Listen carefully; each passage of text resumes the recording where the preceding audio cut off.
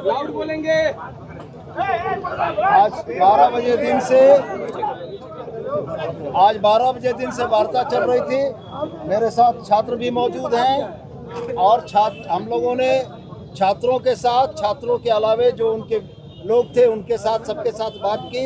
हम ये चाहेंगे कि पहले छात्रों की तरफ से बातें आए कि सरकार ने उनको क्या सहूलियतें देने का प्रयास किया, उसके बाद हम अपनी बात बोलेंगे। चलो रविंदर, शुरू करो। नीचे करो, लाउड बोलेंगे। आज हम लोग का सरकार के डेलीगेशन के साथ ये दूसरी वार्ता था और हम लोग की जो मांगे थी उसमें से 50% से अबव मांगों पर सरकार ने सहमति जताई है। 50% कैसे?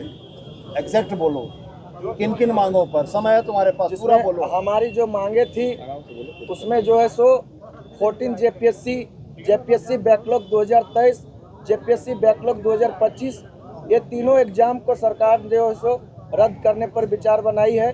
इसके अलावा टीडीपीएल एजेंसी द्वारा जितने भी एग्जाम ली गई है उस पर जो है सो सरकार ने सीआईडी और ईडी का जांच का प्रस्ताव दिए हैं। इसके अलावा जो है सो जितने भी हम लोग का रिफॉर्म से संबंधित मैटर था उसमें लगभग सभी मैटर को सरकार ने माने हैं। कुछ एक आध को छोड़ के, जैसे एज रिलैक्सेशन को लेकर के इस पर सहमति नहीं बन पाई है। सीजीएल को लेकर के हम सभी छात्र का ये डिमांड था कि सीजीएल में जो है सो सीबीआई जांच होनी चाहिए। इन पर जो है सो सरकार की कोई सहमति नहीं बनी है।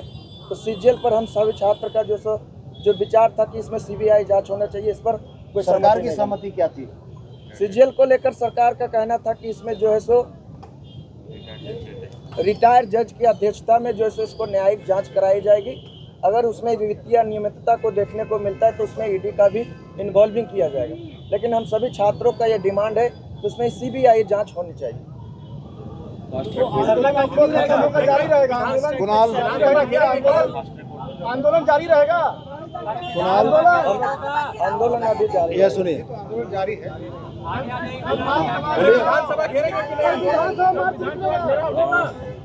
आज हम लोग का सुबह से जो बातचीत हुआ, एक बार सुन लीजिए। जोर से। आज जो सारा बात हुआ, कई बिंदु पे हम लोग का वार्ता था। 14वीं JPSC, TDPL agency, JSSC, CGL, साथ ही साथ एज रिलैक्सेशन और रिफॉर्म्स का कुछ मांग। तो रिफॉर्म्स का ज़्यादातर मांग जो है सर ने सहमति दी है कि उसके लिए हम कंसिडर करेंगे। और कुछ चीज़ों में देखिए, कुछ चीज़ों में जो है सहमति नहीं बन पाई है। उसके पीछे का कारण भी सर की तरफ से जो है वाजिब है, मेरा मानना है वाजिब है। लेकिन 14वीं जेपीएससी पे सर की सहमति है कि 14वीं जेपीएससी की परीक्षा रद्द हम लोग कर रहे हैं। साथ ही साथ बैकलॉग का 2 एग्जाम है, उसको भी हम लोग रद्द कर रहे हैं। फास्ट ट्रैक कोर्ट के गठन पे भी सर की सहमति है। जो सबसे मेन बोन ऑफ कंटेंशन है वो जेएसएससी, सीजीएल और कुछ पीजीटी वगैरह। और मुझे लगता है आंसू लिपिक का भी जो हमारी एक बहन आई थी हमारे साथ में, सर ने उस पर भी सहमति दी है कि हम लोग उस पर जो है विचार करेंगे और उसको हम लोग कंसिडर करेंगे। अब जो सबसे बड़ा हम लोग का बोन ऑफ कंटेंशन है जेएसएससी, सीजीएल का, साथ ही साथ टीडीपीएल ने जितनी परीक्षाएं कराई हैं, टीडीपीएल से जो भी परीक्षा हुई, हमारी डिमांड है कि सारी परीक्षाओं को रद्द किया जाना चाहिए।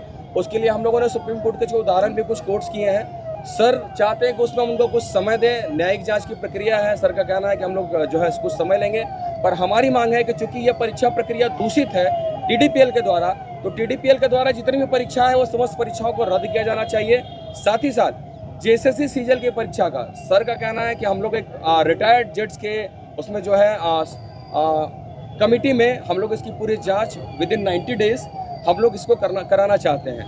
तो हम लोग का इस पे जो है सहमति नहीं बन पाया। मैं स्पष्ट रूप से कहूँ, हमारी मांग सीबीआई की है। हम लोग सीबीआई जांच पे हम रद्द करने की मांग थी आपकी? हाँ, यस सर, आपकी मांग रद्द करने की थी। हम लोगों ने ये भी बोला कि परीक्षा को रद्द करते हुए जो सीबीआई इंक्वायरी होनी चाहिए, जिसपे सहमति नहीं बन पाई है, यही हमारा जो है अंतिम है। चलिए, धन्यवाद। बिल्कुल धन्यवाद। अब हमारे तरफ से, सरकार की तरफ से वक्तव्य।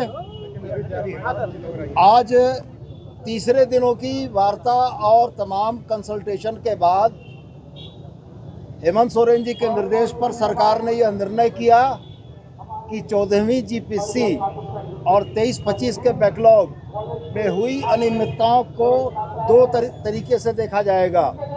आपराधिक मामलों की जांच सीआईडी करेगी। और चूंकि इसमें फाइनेंशियल इम्प्लीकेशंस भी हैं, पैसे का अवैध लेन देन हुआ है, इसलिए इसकी जांच के लिए ईडी से अनुरोध किया जाएगा। इसके उपरांत फास्ट ट्रैक कोर्ट का गठन किया जाएगा। 90 दिनों के अंदर में इन लोगों पर चार्जशीट सबमिट की जाएगी। अलावे जो रिफॉर्म्स के मामले थे उस पर सरकार का यह कहना था कि विशेषज्ञों से राय लेकर IIT ISM IIM रांची और एक्सएलआरआई के विशेषज्ञों की राय के आधार पर एक कमेटी बनाकर सारा रिफॉर्म्स किया जाएगा। इन तमाम बातों के बाद छात्र प्रतिनिधियों का यह मांग था कि CGL की परीक्षा को रद्द किया जाना चाहिए। सरकार का स्पष्ट कथन यह था कि यह परीक्षा ऑनरेबल हाई कोर्ट और सुप्रीम कोर्ट के दिशा निर्देश पर हुई है, इसलिए इस परीक्षा को रद्द करने में सरकार सक्षम नहीं है।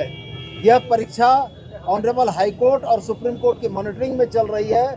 सरकार यही कर सकती है कि एक रिटायर्ड जज की अध्यक्षता में एक मॉनिटरिंग कमेटी बनाकर इस जांच की मॉनिटरिंग कर दे, जिस पर छात्रों का मानने से इनकार हुआ। और हम ये समझते हैं कि 98% बिंदुओं पर सरकार ने सहमति प्रदान की। 2% बिंदु पूरे में मसले में जो बचे, जो सिर्फ और सिर्फ CGL की परीक्षा के रद्द करने के थे। और सरकार का स्पष्ट कहना है कि जो माननीय न्यायालय के आदेश पर परीक्षा कंडक्ट की गई है, जिसका परीक्षा का प्रकाशन है, जिसके अभ्यर्थी नौकरी कर रहे हैं, उनको सरकार अपने तरफ से रद्द नहीं कर सकती है।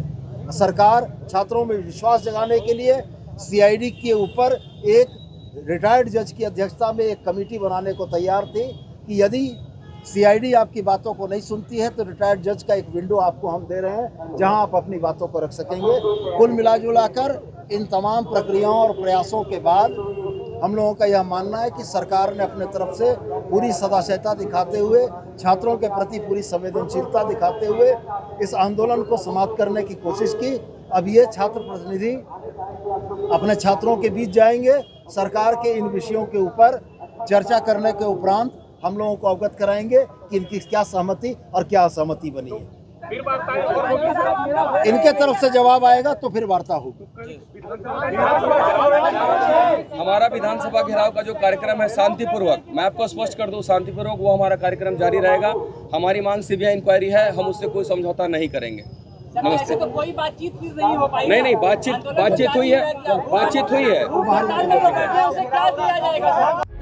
प्रभातखबर.com, विश्वास वही, रफ्तार नहीं।